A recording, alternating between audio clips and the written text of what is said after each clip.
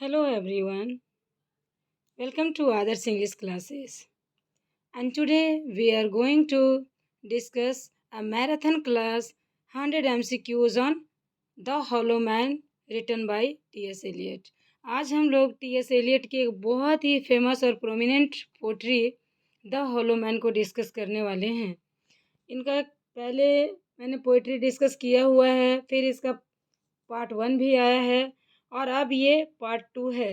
ये इनका आखिरी MCQs का ये आखिरी मैराथन है, क्योंकि इतना 100 क्वेश्चन एक पोइट्री के लिए इनफ है। आपके एग्जाम में इससे बाहर क्वेश्चन कुछ भी नहीं आएगा। सुनाओ, इससे बाहर की चीज़ें आपके एग्जाम में नहीं आएगी, ये मेरी श्योरिटी है। ये जो 100 क्वेश्चन मैं आपको दे रही हूँ, इसी में से क्वेश्चन आपके एग्जाम में बनेंगे द हॉलो मैन से related. Okay, so now let's get started. So your very first question is The Hollow Man. ये 1925 को पब्लिश की गई है और फ्री वर्ष में लिखी गई है। एक एक पॉइंट को आप पॉइंट आउट करते चलेंगे तो आपके लिए बहुत अच्छा होगा। The first epigraph is taken from, इसमें जैसा कि आपको पता है कि फर्स्ट और सेकंड दो अलग अलग बुक से इस पोइट्री में रेफरेंस लिया गया है। तो कह रहा है कि इसका पहला एपिग्राफ कहाँ से लिया गया है, तो हार्ट ऑफ डार्कनेस से लिया गया है। और हार्ट ऑफ डार्कनेस किसने लिखा है, तो हार्ट ऑफ डार्कनेस आपका जोसेफ कॉनराड ने लिखा है। कुछ इंपॉर्टेंट फैक्ट्स भी है जो मैं डिस्कस करती चलूँगी, as well you have to point out in your notebook. Second है Eliot got Nobel prize in which year, तो उन्होंने 1948 में लिटरेचर के फील्ड में नोबेल प्राइज प्राप्त किया था। उनके जन्म कब हुई थी, ही वॉज बॉर्न इन 1888, वो 1888 को बॉर्न किए थे। The hollow man depict the situation of after the first world war, तो ये सवाल आपका बन सकता है कि ये किस सिचुएशन में डिपिक्ट किया गया था, तो ये फर्स्ट वर्ल्ड वॉर के बाद ही डिपिक्ट किया गया है। नेक्स्ट वन है how many poets in the poem divided, तो ये जो पोएम है ये कितने पार्ट्स में डिवाइडेड हैं, तो आप देख सकते हो पोइट्री सेक्शन में जा कर के कि ये 5 पार्ट में ही डिवाइड हैं। और टोटल इसकी 98 लाइन्स है और 8 स्टेंजा है इनकी टोटल। 7th स्टेंजा इनकी आयम्बिक पेंटामीटर में डिस्कस किया गया है और लास्ट वाला जो 8th नंबर का स्टेंजा है वो आयम्बिक ट्राईमीटर में डिस्कस किया गया है। नाउ क्वेश्चन नंबर 3, अबाउट हुम does the first epigraph of the pome talk, तो ये जो पहला एपिग्राफ है वो किसके बारे में बात करता है, कैप्टन क्रूज के बारे में बात करता है। Your answer is captain cruise. And the second one किसके बारे में बात करता है, जो सेकेंड एपिग्राफ है वो फॉक्स के बारे में बात करता है। The second epigraph has the reference of which historical event, तो ये जो सेकेंड वाला इसका एपिग्राफ है उसमें किस हिस्टोरिकल इवेंट को रेफर किया गया है, तो द गन पाउडर प्लॉट 1605, इसमें इसका रेफरेंस आपको देखने को मिलेगा। The hollow man are stuffed with, hollow man किसके साथ स्टफ्ड किया हुआ है, मतलब उस हॉलो मैन के मटका वाले सर पे क्या भरा हुआ है, तो स्ट्रॉ भरा हुआ है, भूसा भरा हुआ है। Now question number 6 is what does the eye symbolise और रिप्रेजेंट, इसमें जो आई वर्ड है इस पोएम में किसको सिंबलाइज किया गया है, तो यहाँ पर जजमेंट को सिंबलाइज किया गया। Your answer is judgement. What does the red coat and crow skin symbolise, तो रेड्स कोट और क्रो स्किन किसको सिंबलाइज कर रहा है, your answer will be disease and death, ये डिजीज और डेथ को सिंबलाइज कर रहा है। Now next question number 8, dead land represent, dead land किसको रिप्रेजेंट कर रहा है, तो डैमेज कल्चर को। Tumid is a river, tumid river क्या है, ओवरफ्लोइंग करता है। The last hope is the hollow man is, question number 10 है the last hope is the hollow man, hollow man का लास्ट होप क्या रहता है, तो rose. Your answer will be रोज।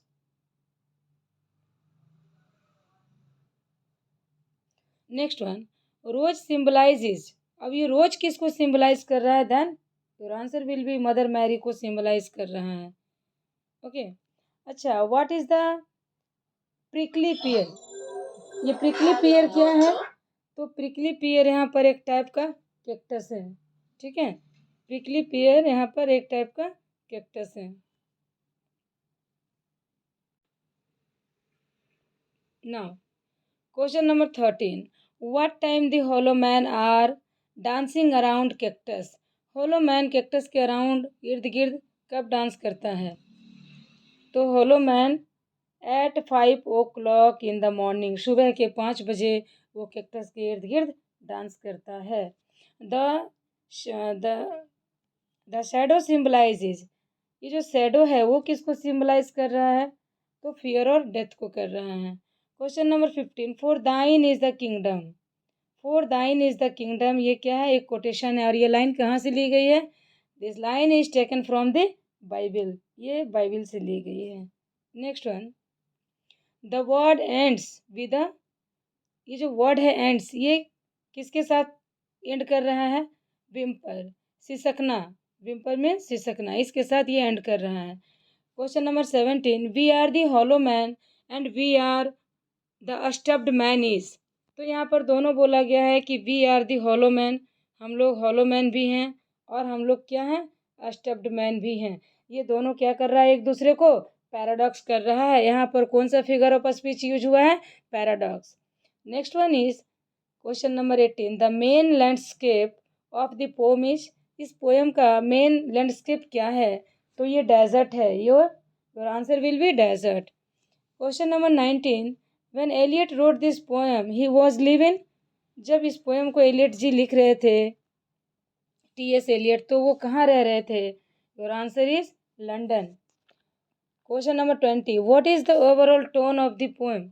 इस पोएम का ओवरऑल टोन क्या है, क्या क्या दिखता है आपको? So your answer will be despairing दिखता है, उदासी दिखता है। Question number 21, which prayer is alluded to in the poem. So किस प्रेयर को यहाँ पर एल्यूड किया गया है? So your answer is the Lord prayer, the Lord prayer. Hollow man lost his to see ability. Hollow man ने क्या खो दिया था, तो अपना विजन खो दिया था, देखने की क्षमता खो दी थी, आंखों की रोशनी खो दी थी, ऐसा कह सकते हैं। Question number 23, the last stanza of the poem is an example of. तो इस पोएम का जो लास्ट स्टेंजा है, जैसा कि मैंने बताया कि ये टोटल 8 स्टेंजा में है, और इसका जो लास्ट वाला स्टेंजा है वो किसका एग्जाम्पल है, तो that is an example of anti climax, वो एंटी क्लाइमैक्स का एग्जाम्पल है। Now question number 24, according to Eliot what was the purpose of modernism. तो एलियट के हिसाब से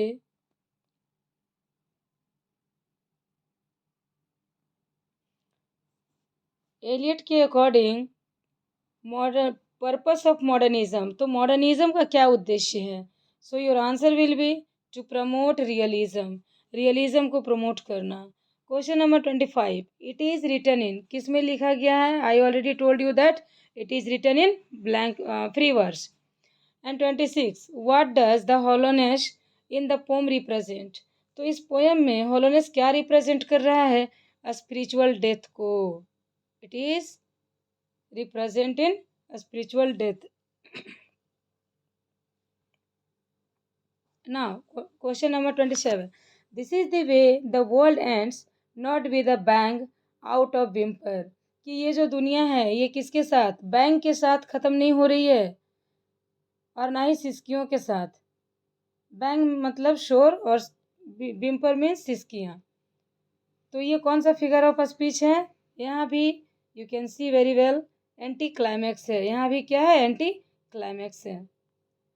question number 28, the tumid river here what does tumid means. तो tumid river में ट्यूमिट का मतलब क्या होता है? Your answer is swollen. Now come to the question number 29, 29 is what does dryness represent. यहाँ पर एक वर्ड आया है ड्राइनेस, ये किसको रिप्रेजेंट कर रहा है? तो फेथलेसनेस को यहाँ डिस्कस किया जा रहा है। फेथलेसनेस, वहाँ पर फेथ अब नहीं बचा है। Now 30, while writing this poem Eliot was influenced by. जब इस पोएम को लिखा जा रहा था तो एलियट किससे बहुत ज़्यादा इन्फ्लुएंस्ड प्रभावित थे? सो वो दांते से, जो कि इटली के एक राइटर थे, उनसे बहुत ज़्यादा ये इंस्पायर्ड और इन्फ्लुएंस हुए थे। 31, द पोम डील्स विद। ये पोएम जो आप पढ़ रहे हैं द हॉलो मैन, ये किसके साथ डील करता है? मॉडर्निज्म के साथ, क्योंकि it is written in 90th century. Modernism period में ये लिखा गया है, तो ये किसको डील करेगा? मॉडर्निज्म को डील करेगा। 32 question number, what does the hollowness in the poem represent. इस पोएम में हॉलोनेस किसको रिप्रेजेंट करता है? I think it is repeated question, spiritual death को करता है। 33, after writing the poem to which religion Eliot sought refuge. तो Eliot ने इस पोएम के लिखने के बाद किस चीज़ को रिफ्यूज किया था? So your answer is Anglicanism. Anglicanism को उन्होंने इसमें रिफ्यूज किया था। 34 question number, who is preferred to as the old guy in the epigraph of the poem. तो इसमें ओल्ड गाय किसको रेफर किया गया है? तो यहाँ पर ओल्ड गाय फॉकर्स को किया गया है, ठीक है, फॉकर्स को ओल्ड गाय किया गया है। और एक चीज़ और याद रखेंगे इसमें क्या, कि ये किससे रिलेटेड है? ये गन पाउडर से रिलेटेड है, जो कि अभी आपको आगे मिलेगा गन पाउडर का question. Question number 35, the hollow man have lost is. क्या खो दिया था हॉलो मैन ने? तो अपनी आंखों की रोशनी, विजन और सी और साइट, उसको खो दिया था। Question number 36, who is preferred to as the old guy in the epigraph of the poem. तो फिर से वो क्वेश्चन आया है कि किसको कंसीडर किया है एपिग्राफ में? सो गाय फॉक्स को किया है। Question number 36, in hollow man we can see the characteristics. तो हॉलो मैन में हम लोग देख सकते हैं किस किस को? वहाँ पर इमोर्टलिटी की बात की गई है, लैक ऑफ जजमेंट की बात की गई है और पैरालिसिस की बात की गई है, बट वहाँ पर कैटास्ट्रॉफी की बात नहीं की गई है, ठीक है, इस चीज़ को याद रखेंगे। Question number 38, word bank is example of. ये जो बैंक वर्ड है ये किसका एग्जाम्पल है? बैंक का मतलब शोर करना होता है, ये एक एग्जाम्पल है ओनोमोटोपोइया का, जो कि क्या है? Onomatopoeia is a figure of speech, it is related to the sound, और ये साउंड से रिलेटेड है। Question number 39, here we go round the prickly pear morning. So यहाँ पर ये क्या है? ये एक कोटेशन है और इसको आपको फिगर ऑफ स्पीच में बताना है कि किस फिगर ऑफ स्पीच का यहाँ पर यूज किया गया है। तो यहाँ पर आयरनी का यूज किया गया ना, बैंग किया जा रहा है एक तरह का। Now question number 14, this is the way the world end not with bang but whimper. कि ये दुनिया ख़त्म हो रही है नॉट शोर से नहीं बल्कि किससे? सिसकियों से। कौन सा फिगर ऑफ स्पीच है? एंटी क्लाइमैक्स है। Question number 41, the setting is the poem. इस पोएम की सेटिंग कहाँ है, किस जगह की है? तो ये है डेजर्ट बाय स्वेलन रिवर। उस रिवर के तट पर ये सारा सेटिंग किया गया है, उसके कोस्ट पे। एक तरफ डेजर्ट था और दूसरी तरफ क्या था? रिवर था। पोएम को मैंने डील किया है, आप जा करके चैनल में देख सकते हैं। Question number 42, their whisper are compare to. Whisper को किसके साथ कंपेयर किया गया है? सो रैट्स फीट और ओवर ब्रोकन ग्रास, इसके साथ विस्पर को कंपेयर किया गया है। Question number 43, those who have crossed with direct eyes. The direct eyes refer to. तो यहाँ पर डायरेक्ट आईज किसको रेफर किया गया है? The man of the action को रेफर किया गया है। Now question number 44, the hand piece is filled with.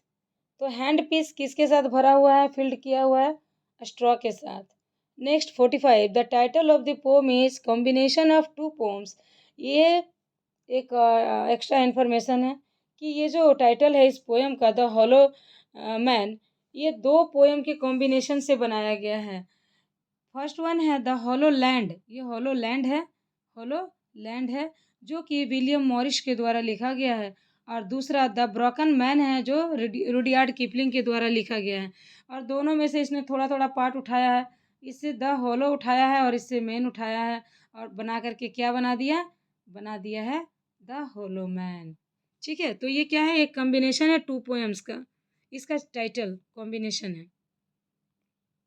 Now question number 46, the ending of the pome indicate, last में पोएम किसको इंडिकेट कर रहा है, फियर एंड परपेचुअल डोमिनेशन को, फियर एंड परपेचुअल डोमिनेशन को ये क्या कर रहा है, इंडिकेट कर रहा है।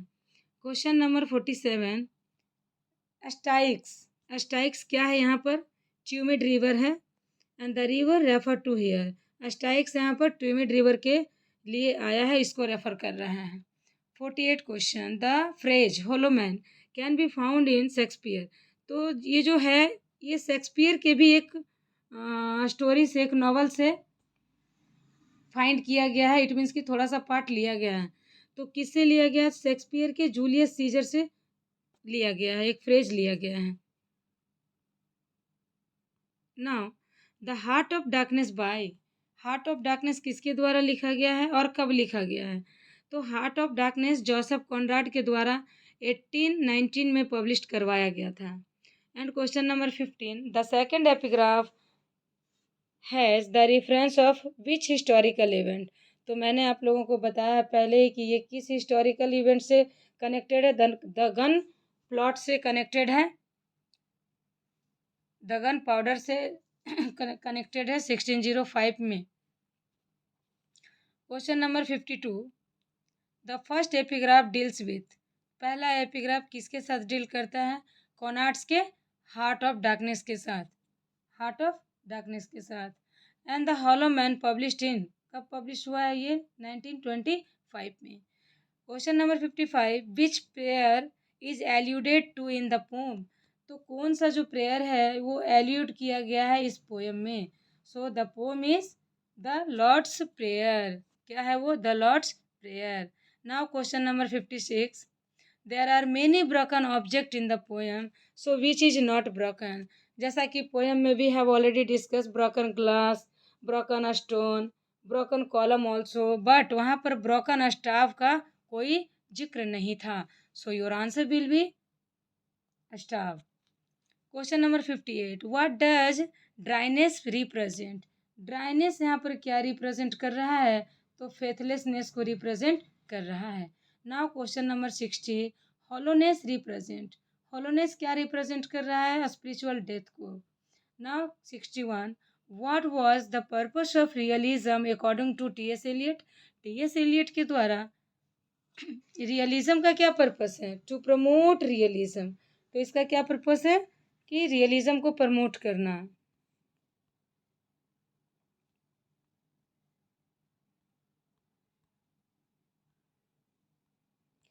I think our question is finished, we will meet in next video, तब तक के लिए थैंक यू सो मच।